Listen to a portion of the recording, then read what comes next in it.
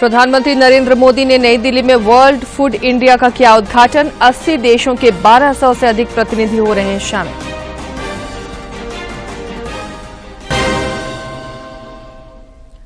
रामगढ़ में गंगा उत्सव के तहत गंगा रन का आयोजन। राष्ट्रीय बॉक्सिंग खिलाड़ी अरुणा मिश्रा भी हुई शामिल। पर्यावरण संतुलन को लेकर लोगों को किया गया जागरूक।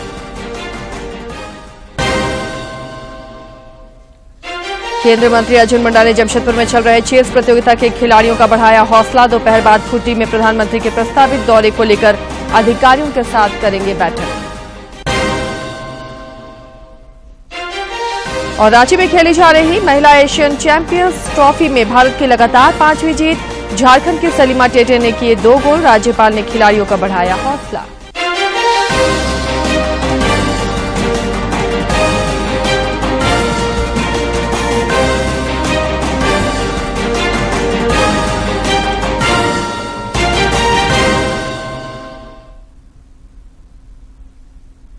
नमस्कार, खबरें झारखंड में आपका स्वागत है। मैं हूं आसिया नाजरी और अब समाचारों पर नजर डालते हैं विस्तार से।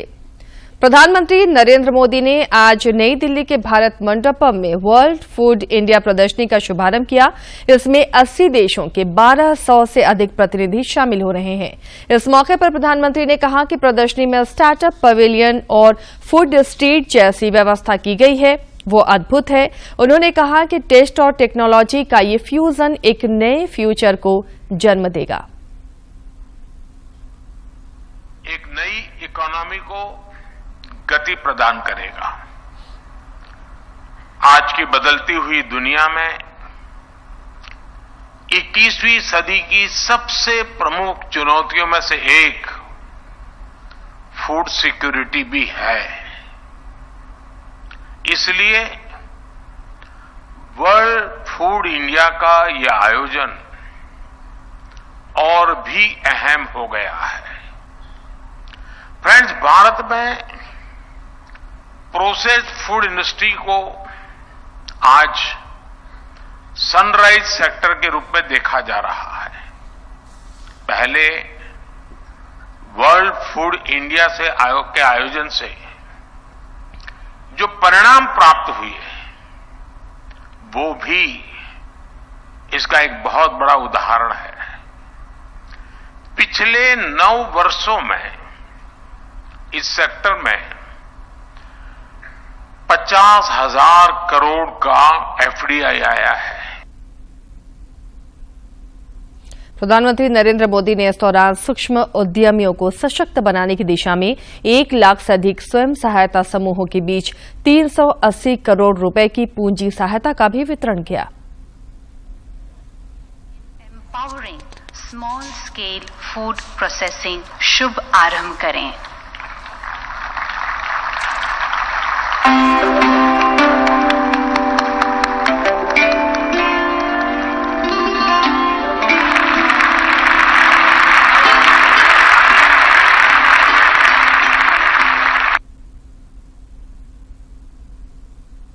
प्रधानमंत्री नरेंद्र मोदी ने इससे पहले वर्ल्ड फूड इंडिया की प्रदर्शनी का अवलोकन भी किया।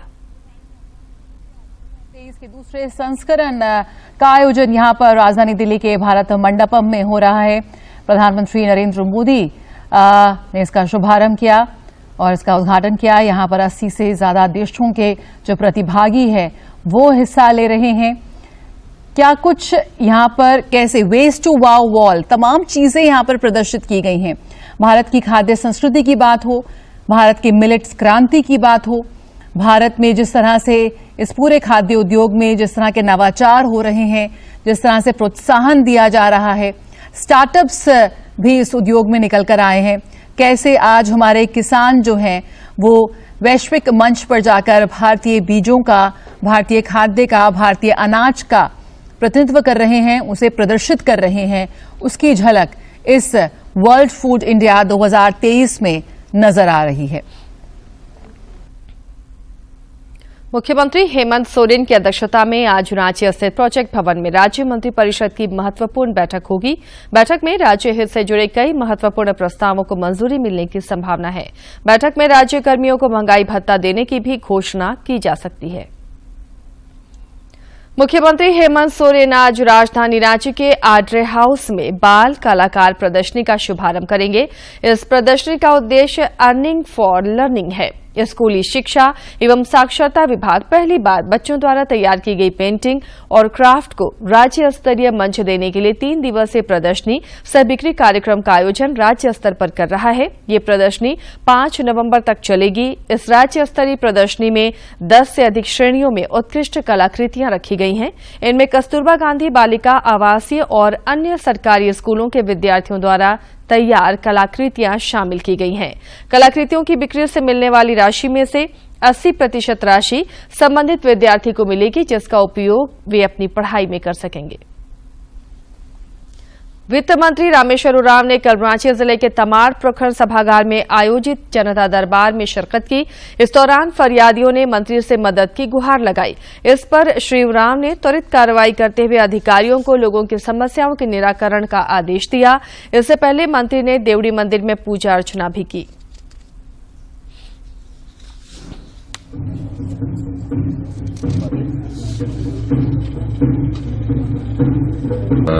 कहे हैं, लिखे हैं और डीएसओ हमारे साथ ही हैं प्रदीप नगर की, वो जांच करेंगे।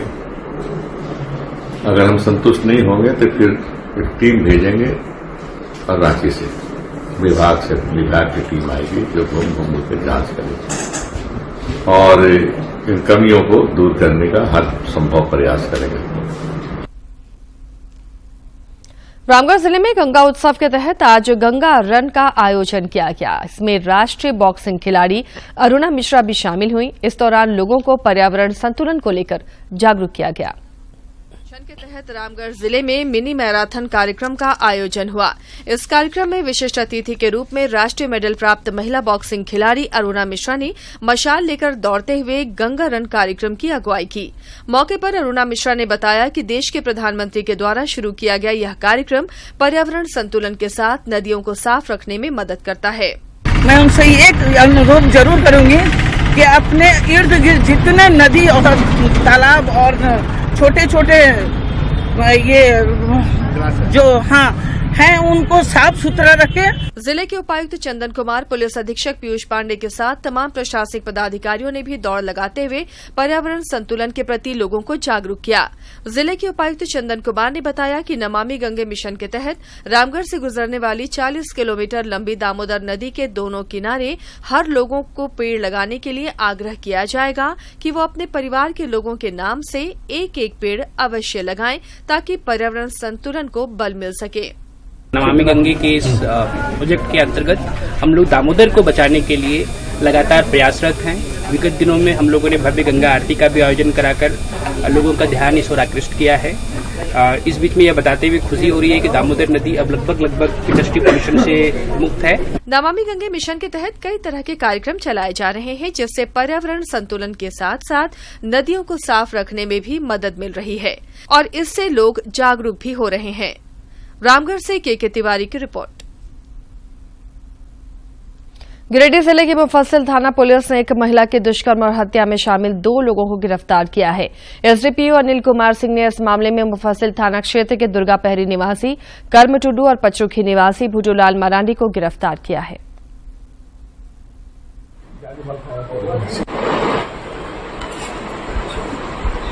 दुर्गा पहाड़ी और पचरुखी का रहने वाला है, क्योंकि उसमें वो महिला विधवा थी तो कुछ था कि उन पर बुरी नजर उन लोग रखता था और उसी में गलत नियत से उसके साथ दुर्व्यवहार किया था और उसकी हत्या कर दिया गया था। हत्या का कारण अवैध संबंध था।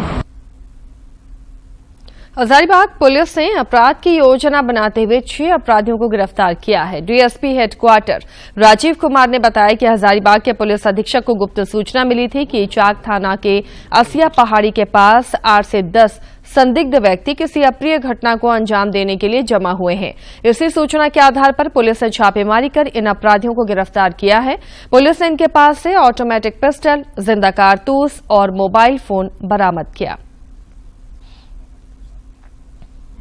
8,000 अपराधकर्मी हथियार के साथ जमा हुए हैं और आने जाने वाले राहगीरों को लूटने का योजना बना रहे हैं। उक्त सूचना के आधार पर छापामारी दल का गठन किया गया, जिसमें इचाक थाना के थाना प्रभारी Dhananjay Singh, sub inspector Tinu Kumar, sub inspector Manoj Rana और एएसआई अरविंद यादव थे। साथ ही चाक थाना के सशस्त्र बल थे।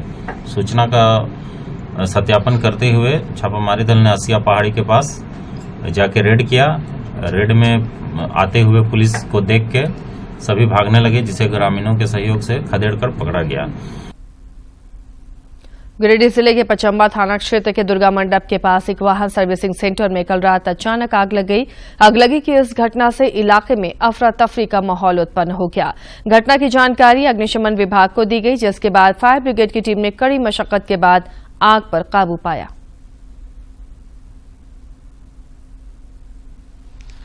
हम लोग बंद करके गए और अचानक फोन से पता चला कि आपका यहाँ आग लग गया है। तो आए, फिर हम लोग फायर ब्रिगेड सबको फोन किए। तब तक पूरा आग लग गया था एकदम पूरा, और जिसके कारण एक गाड़ी इनोवा था और सारा सामान जो था वो जल गया है। जनजातीय मामलों के केंद्रीय मंत्री अर्जुन मुंडा आज जमशेदपुर के वेव इंटरनेशनल में चल रहे चेस टूर्नामेंट में शामिल हुए। इस दौरान उन्होंने खिलाड़ियों का हौसला बढ़ाया।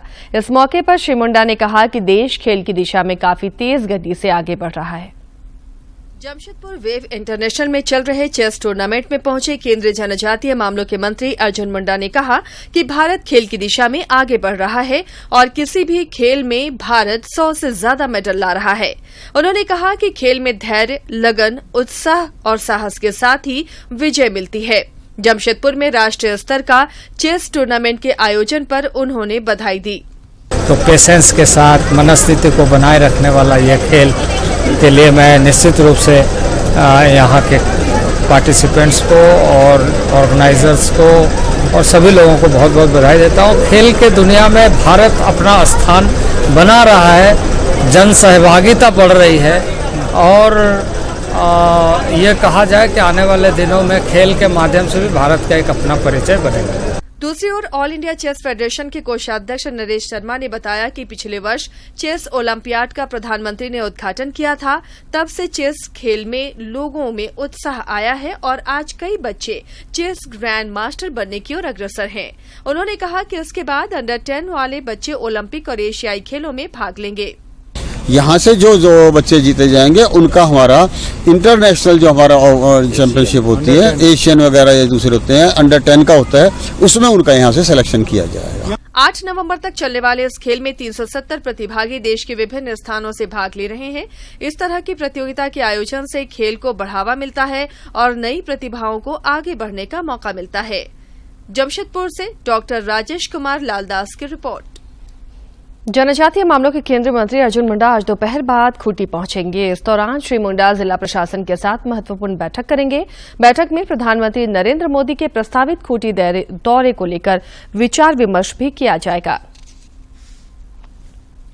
देश की आजादी में कई गुमनाम नायकों का भी योगदान रहा है, जिन्हें इतिहास के पन्नों में वो जगह नहीं मिल सकी जिसके वे हकदार थे। प्रधानमंत्री नरेंद्र मोदी ऐसे गुमनाम नायकों को लगातार मान और मान्यता देने के लिए एक के बाद एक कदम उठा रहे हैं। प्रधानमंत्री की पहल पर इस बार भी भगवान बिरसा मुंडा की जयंती 15 नवंबर को जनजातीय गौरव दिवस के रूप में मनाने के लिए समूचा राष्ट्र तैयार है। झारखंड के खूंटी अंतर्गत उलीहातू में साल 1875 में भगवान बिरसा मुंडा का जन्म हुआ था। उन्होंने आजादी की लड़ाई में जनजातीय समुदाय का नेतृत्व करते हुए ब्रिटिश शासन की जड़ें हिलाकर रख दी थीं। प्रधानमंत्री नरेंद्र मोदी की पहल पर केंद्र सरकार ने धरती आबा के नाम से प्रसिद्ध भगवान बिरसा मुंडा के संघर्ष, जिसे उलगुलान भी कहा जाता है, उसे मान देते हुए उनकी जयंती को साल 2021 में जनजातीय गौरव दिवस के रूप में घोषित किया था, जिससे इस पावन भूमि के लोग खुद को गौरवान्वित महसूस करते हैं। इस पहल की वजह से अब सारी दुनिया, मतलब सभी जगह के लोग जानेंगे और इससे हम जनजातीय लोग को भी आगे बढ़ने का मौका और मिलेगा और इससे हम लोग बहुत खुश हैं। झारखंड के लोगों में खुशी की बात है। ये पहले स्टेट में केवल पता था, अभी लगभग पूरे देश के लोग, अब पूरे देश में लोग जानने लगे हैं कि भगवान बिरसा मुंडा कौन है और जनजातीय दिवस गौरव दिवस कैसे मनाया जाता है। स्थानीय लोगों का कहना है कि जनजातीय गौरव दिवस के आयोजन की वजह से अब देश विदेश में लोग भगवान बिरसा मुंडा के क्रांतिकारी विचारों और संघर्षों को जानने समझने में रुचि लेने लगे हैं। और पूरा झारखंड को बहुत अच्छा लगा सुनको कि पहले तो नहीं जानते थे बिरसा मुंडा को पूरा, अभी तो सब जान रहे हैं, पूरा देश जान रहे हैं। इसका सबसे सुखद पहलू ये है कि युवा पीढ़ी जनजातीय गौरव दिवस से जुड़कर आजादी की कीमत और क्रांतिकारियों की कुर्बानियों का मोल समझने लगा है। साथ ही खूंटी जैसे जनजातीय बाहुल्य क्षेत्र को इससे प्रसिद्धि मिली है। पहले हम लोग झारखंडी मनाते थे बिरसा मुंडा जन्म दिवस, लेकिन अब पूरा देश जानकारी हुआ, सब लोग मनाते हैं बिरसा मुंडा को। इधर भगवान बिरसा मुंडा की जन्मस्थली उलिहातू के समग्र विकास को लेकर खूंटी जिला प्रशासन भी एक्शन मोड में है। जिले के उपायुक्त लोकेश मिश्रा द्वारा सभी विभागों को एक्शन प्लान के तहत सौंदर्यकरण कार्य पूर्ण करने का निर्देश दिया गया। इलाके में शिक्षा, स्वास्थ्य और मूलभूत सुविधाओं के विस्तार पर भी विशेष ध्यान दिया जा रहा है। पूर्व की भांति इस बार भी आयोजन की अपेक्षा करते हुए जो भी हम लोगों के स्तर से तैयारियां की जानी है उसकी हम लोग बराबर निगरानी भी कर रहे हैं और उसमें जो भी कार्यपालक एजेंसी है उसको हम लोगों की तरफ से दिशा निर्देश दिया गया है कि उपायुक्त ने कहा कि भगवान बिरसा मुंडा की जन्मस्थली उलिहातू को पर्यटन के क्षेत्र के रूप में विकसित करने की योजना है ताकि क्रांतिकारियों से जुड़े धरोहरों का लोग दर्शन कर सके। उलिहातू से संबंधित जो भी विकास कार्य हो रहे हैं उनकी गति लगातार बनाए रखें, स्वयं विजिट करें, प्रत्येक हाउस होल्ड में जो भी लाभ पहुंचाया जा सकता है उसको पहुंचाएं, साथ ही जो विकास कार्य वहां पर चल रहे हैं उसमें तेजी लाएं। धरती आबा भगवान बिरसा मुंडा लगभग 25 वर्ष की अल्प आयु तक ही जीवित रहे, लेकिन उनका संघर्ष बहुत बड़ा और व्यापक था। उनके उलगुलान की वजह से अंग्रेज आखिरकार झुकने को मजबूर हुए और उन्हें तत्कालीन भूमि कानूनों में बदलाव करना पड़ा। रांची और खूंटी से ज्योत्सना के साथ दिवाकर कुमार की रिपोर्ट। रांची में खेली जा रही एशियाई महिला हॉकी चैंपियन ट्रॉफी में भारतीय टीम का शानदार प्रदर्शन जारी है। कल रात खेले गए मैच में भारत ने कोरिया को 5-0 से हराकर शानदार जीत दर्ज की। इस मैच में झारखंड की सलीमा टेटे ने 2 गोल किए। वहीं मैच शुरू होने से पहले राज्यपाल CP Radhakrishnan astroturf hockey stadium पहुंचे और खिलाड़ियों का हौसला बढ़ाया। 5 मैचों में लगातार जीत के साथ भारतीय टीम 15 अंक लेकर अंक तालिका में नंबर 1 पर है। भारत के अलावा चीन, जापान और कोरिया की टीमें भी सेमीफाइनल में जगह बनाने में सफल रही हैं। सेमीफाइनल में अब कल भारत का सामना कोरिया से जबकि जापान का सामना चीन से होगा। आईसीसी विश्व कप क्रिकेट में कल भारत ने मुंबई के वानखेड़े स्टेडियम में श्रीलंका को 302 रनों से हराकर सेमीफाइनल में प्रवेश कर लिया है। वानखेड़े के मैदान पर जब टीम इंडिया उतरी तो टीम के सामने लक्ष्य साफ था, जीत दर्ज कर विजय के अपने सिलसिले को बरकरार रखना। टॉस श्रीलंका ने जीता और पिच को देखते हुए पहले गेंदबाजी का फैसला लिया। अब तक बुलंद शुरुआत देते आ रहे रोहित शर्मा अपने होम ग्राउंड पर खास नहीं कर पाए और महज 4 के स्कोर पर दिलशान मधुशंका की गेंद पर आउट हो गए। लेकिन इसके बाद शुभमन गिल ने मोर्चा संभाला, जिनका बखूबी साथ दिया जबरदस्त फॉर्म में चल रहे विराट कोहली ने। इन दोनों के बीच दूसरे विकेट के लिए 189 रन की साझेदारी हुई और इस बीच दोनों ने अपने अर्धशतक पूरे किए। शुभमन गिल और विराट कोहली दोनों का विकेट मधुशंका ने लिया। शुभमन गिल ने 92 गेंद पर 92 रन बनाए तो वहीं विराट कोहली ने 94 गेंद पर 88 रन बनाए। यहां से पारी को संभालने का काम किया श्रेयस अय्यर ने, जिन्होंने 56 गेंदों पर 82 रन की पारी खेलकर टीम इंडिया के स्कोर को 300 के पार पहुंचा दिया। अय्यर 82 पर आउट हुए, लेकिन इन 3 दमदार पारियों के बल पर भारत ने 8 विकेट पर 357 रन का स्कोर खड़ा कर दिया। 358 रन के लक्ष्य को सामने देख श्रीलंका ने पहली ही गेंद पर सरेंडर कर दिया, जब जसप्रीत बुमराह ने पथुम निसांका को 0 पर एलबीडब्ल्यू किया।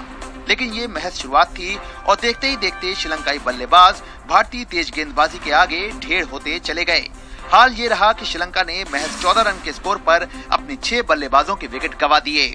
श्रीलंका की टीम इस स्थिति से निकल नहीं पाई और पूरी टीम महज 19.4 ओवर में 55 रन पर ही सिमट गई। भारत की ओर से मोहम्मद शमी ने 5 विकेट लिए तो वहीं मोहम्मद सिराज ने 3 विकेट झटके। इस जीत के साथ ही भारतीय टीम ने सेमीफाइनल में जगह बना ली। भारत सेमीफाइनल में पहुंचने वाली इस विश्व कप की पहली टीम है। तपस भट्टाचार्य की रिपोर्ट, डीडी न्यूज, मुंबई। और अब बात मौसम की। राजधानी रांची और आसपास के इलाकों में आज सवेरे से ही बादल छाए हुए हैं। रांची स्थित मौसम विज्ञान केंद्र के मुताबिक आज कई इलाकों में कहीं कहीं बारिश हो सकती है। मौसम विभाग ने कहा है कि बारिश होने के बाद फिर तापमान में गिरावट दर्ज की जाएगी। विभाग के मुताबिक कल के बाद मौसम शुष्क रहेगा। और अब कुछ खबरें देख लेते हैं राज्य के विभिन्न जिलों से।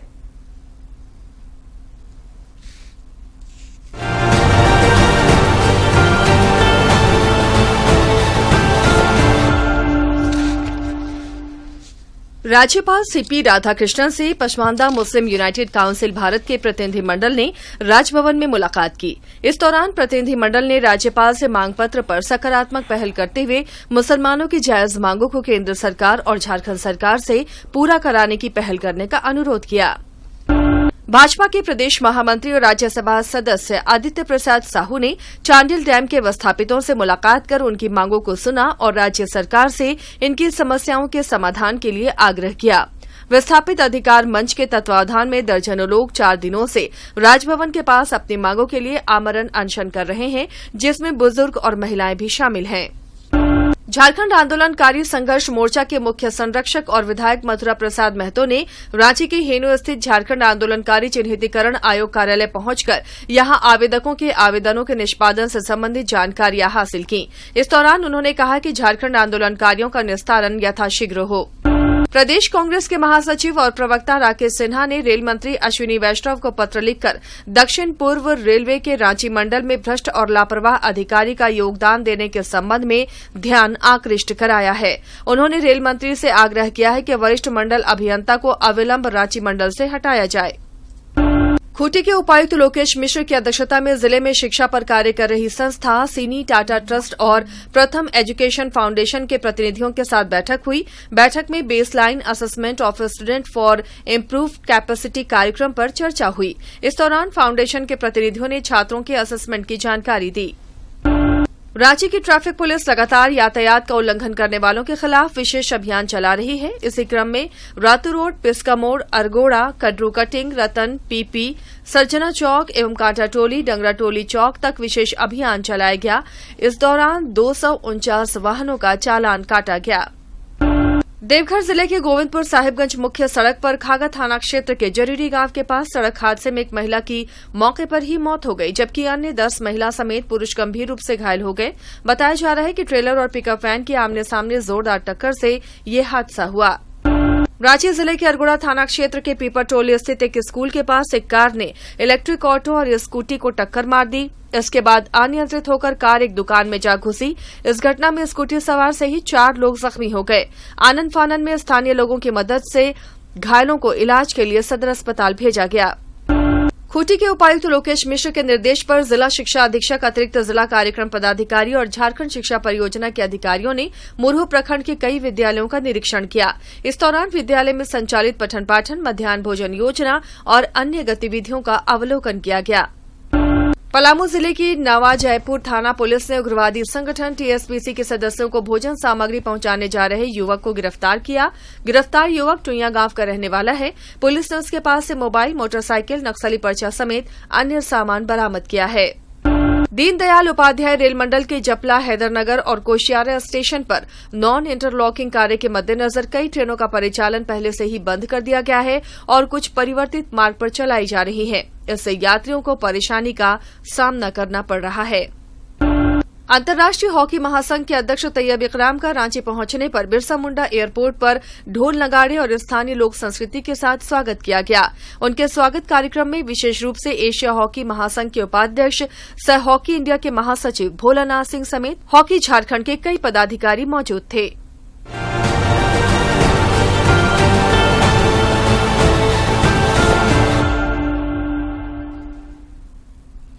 बजरंग दल की ओर से कल झारखंड प्रांत के अलग अलग क्षेत्रों में रक्तदान शिविर का आयोजन किया गया, जिसमें सैकड़ों यूनिट रक्त संग्रह किया गया। बजरंग दल के झारखंड प्रांत के संयोजक दीपक ठाकुर ने बताया कि हर वर्ष 3 अक्टूबर से 2 नवंबर के बीच विश्व हिंदू परिषद की युवा इकाई बजरंग दल द्वारा देश भर में रक्तदान शिविर का आयोजन किया जाता है। यह शिविर अयोध्या में 1990 में शहीद हुए कार सेवकों की स्मृति में आयोजित किया जाता है। और अब बात करते हैं सेहत की। दिनों से वातावरण में प्रदूषण का स्तर काफी बढ़ गया है। लगातार बढ़ते वायु प्रदूषण से सेहत के लिए खतरा बढ़ रहा है और स्वास्थ्य पर इसके कई दुष्प्रभाव हैं। वातावरण में sulphur dioxide, nitrogen oxide, carbon monoxide, particulate matter PM 2.5 और PM 10 जैसी गैसों और कणों से काफी हानिकारक प्रभाव होते हैं। श्वास लेने पर प्रदूषित कण व्यक्ति के फेफड़ों में पहुंचते हैं। जिन व्यक्तियों को पहले से ही श्वसन रोग है, उनकी समस्याएं बढ़ सकती हैं और गंभीरता उत्पन्न हो सकती है। देखिए, इस समय वायु प्रदूषण बढ़ रहा है, जो एयर क्वालिटी इंडेक्स है वो पुअर तक पहुंच चुका है। तो इस समय जो लोगों को गला खराब होना, खांसी होना, रात को सो नहीं पाना, सांस में तकलीफ होना, ये बहुत देखा जा रहा है और ये बिना बुखार के हो रहा है। तो दो तरह से जिनको पहले से अस्थमा या ब्रोंकाइटिस या COPD की बीमारी है, उनको ज्यादा असर होता है। जो एल्डरली हैं या उनको हार्ट डिजीज है, उनको ज्यादा असर हो रहा है। लेकिन जो हेल्दी लोग हैं, उनको भी तकलीफें हो रही हैं, गला खराब हो रहा है, गला सूख रहा है, खांसी हो रही है, कभी कभी रात को उठ के बैठना भी पड़ रहा है। वायु प्रदूषण के दुष्परिणाम सिर्फ इसके साथ ही इस बुलेटिन में फिलहाल इतना ही, लेकिन चलते चलते एक बार फिर से नजर डालेंगे सुर्खियों पर। प्रधानमंत्री नरेंद्र मोदी ने नई दिल्ली में वर्ल्ड फूड इंडिया का किया उद्घाटन। 80 देशों के 1200 से अधिक प्रतिनिधि हो रहे हैं शामिल।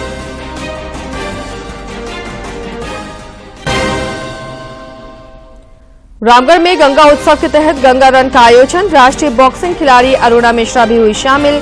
पर्यावरण संतुलन को लेकर लोगों को किया गया जागरूक।